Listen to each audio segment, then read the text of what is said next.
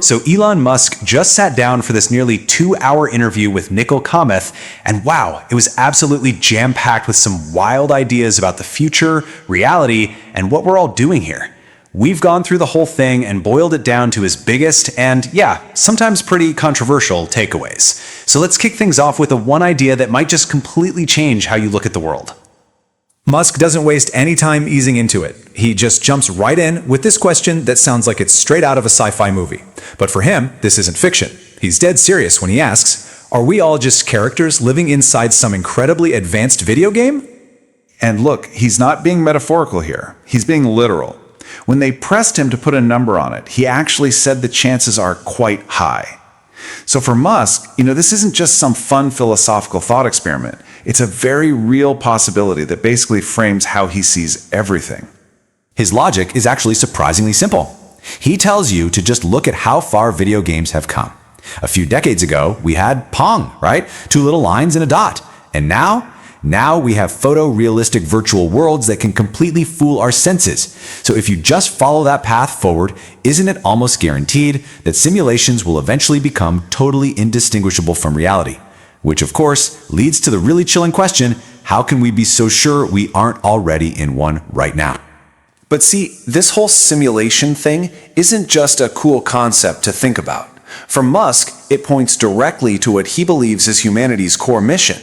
We need to expand our consciousness to figure out the fundamental questions of the universe. It's kind of like our job is to understand the rules of the game we're all playing.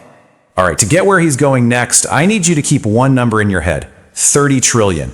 That's roughly how many cells are all working together at this very moment to create you, just one single person. So just hang on to that thought for a sec. Okay, so he takes that idea and he zooms way out to all of humanity. Just like those 30 trillion cells form one person, Musk believes all of our individual minds can combine to form a collective consciousness. Basically, a planetary superbrain that could solve problems far too complex for any one of us to tackle alone. And of course, what does a superbrain need? It needs brain cells. And for this superbrain, the cells are people. And this right here is why Musk's biggest fear for civilization isn't some robot apocalypse. It's population collapse. Because to him, fewer people means a weaker collective consciousness, a less powerful tool for solving the universe's biggest mysteries. I mean, it really just comes down to perspective, doesn't it? Any single person can only see one small piece of the puzzle, but when we combine all of our different viewpoints, we start to get a much clearer picture of the whole thing. And that's what leads to better solutions and ultimately helps civilization move forward way faster. And speaking of moving forward fast, that brings us to the next massive disruption Musk sees coming, the AI revolution. He predicts it's going to fundamentally change our society, creating a world where the very idea of having a job becomes, well, optional. And get this, his timeline is shockingly short.